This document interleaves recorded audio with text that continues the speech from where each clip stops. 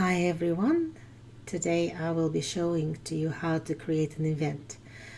So the form was updated and you'll see all the new features and buttons there. So you need to log in first and you will be brought to Schoolender website. I'm just showing you all the tabs. This is the calendar tab with all my calendar events. This is Community Connect, where you can see our current communities in Sydney. Hopefully we will see more communities all around Australia and abroad. So now this is my current location, and if you click on one of those points, you'll be brought into another window where you will be able to request to join the community. Okay, so let's have a look at the first page, which is the page we will need. So here under useful links and resources, you'll see one of the buttons down there, which is called NESA Outcome Summaries. We will need that resource to create our next event. So right now I'm just showing to you how to create an event with inclusion of NESA syllabus and NESA learning outcomes. However, you don't have to do that. You can just use your own words or use your state's outcomes or Australian outcomes. So here you can see that all different subjects from year 7 to 10, it's just what I chose, are showing here, and also you can click on the subject and see all the learning outcomes. For this particular event I'm going to create, we're going to use the learning outcomes for PE and then we will be just like copy pasting them pretty much from this website to our form. The reason I'm doing that is that I want all of my events to have those learning outcomes that are matching with my state's learning outcomes, and I want to include them in my future planning and reports. By the way, the good news is that we've just recently had an AP visit, and yeah, let me just continue with creative event, and I'll also share my news while doing that. So I've just clicked on create event, and now the new form looks like that. So yes, let me just upload the photo, and I do have a special folder with all the little photos and pictures already like prepared. So as you might guess, I'm going to create an event as the trip to Luna Park. So I've found this picture online. I've downloaded the picture to my little folder with all the photos and pictures I need to create my events, and you can prepare that beforehand, so it's useful when you want to just go and create all the events. You just pick up the right picture and then paste it here. So yes, one of the greatest recent news is that our AP has overviewed our learning plan and also report created by Schoolender, and he said that it's suitable and it's very clear. easy to follow, and is serving the purpose.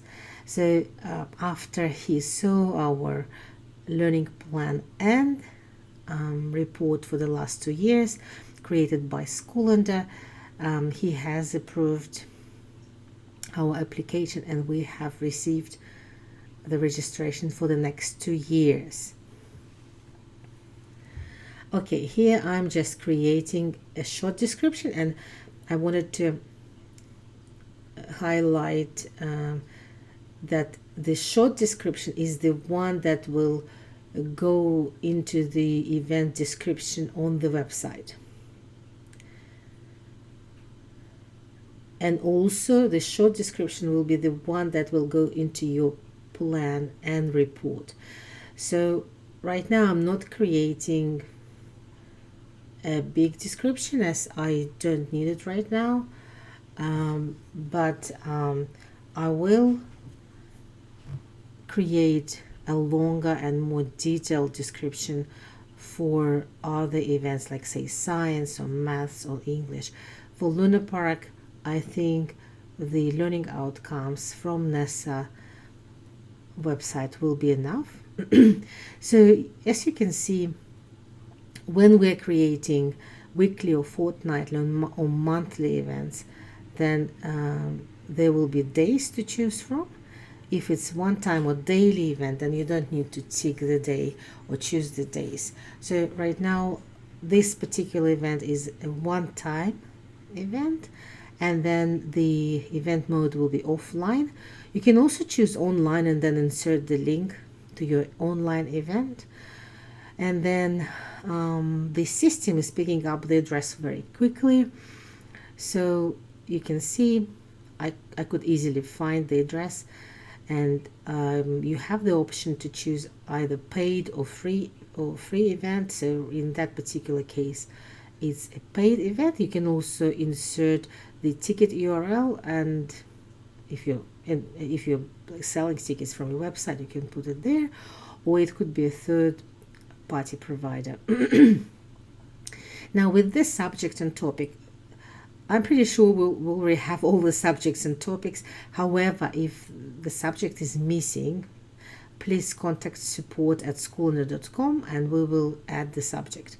Now, a language was picked up very quickly as well, and we have all the languages, all the languages that people possibly can speak on. And then here in stage learning outcomes, we can go back to this website that we have previously opened. It's a government website with NASA learning outcomes, and we're going to read all of those outcomes and see if they're suitable. If what we're going to do in Luna Park might include one of those learning outcomes. So I've read all 8 outcomes and figured out that probably 5 of them are suitable and another 3 are not related. So once you identified which learning outcomes are related to this activity, you would need to copy and paste those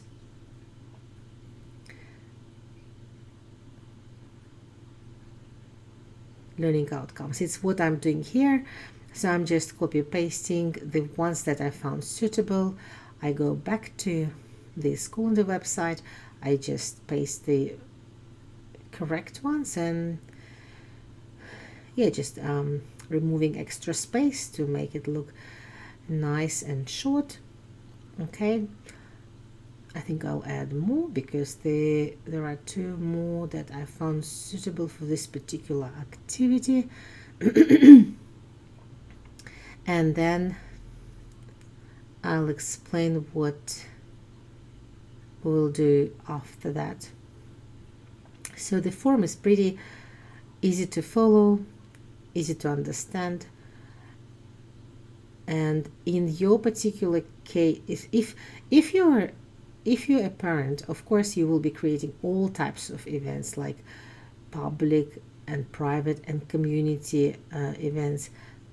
So here I'm just copying the list just in case if I lose my connection or something happens. So yes, if you're a parent, you will probably be creating private events most of the times. However, if you're a school volunteer, you will probably create public events or community events. So right now I'm creating a private one, and with private events now we have a new feature here, so you can share your private event with other people. You can just add the email address and they will be invited to your event. So if it's like a co-op group and you wish to invite people to participate, and you can just put the email address there and they will receive a notification for that particular event. They will also get it in the calendar as well. Now with the contact details, you can just put either your contact details if you're the organizer, or put the name of the organization that is running this event, or you can just put the name of the organizer.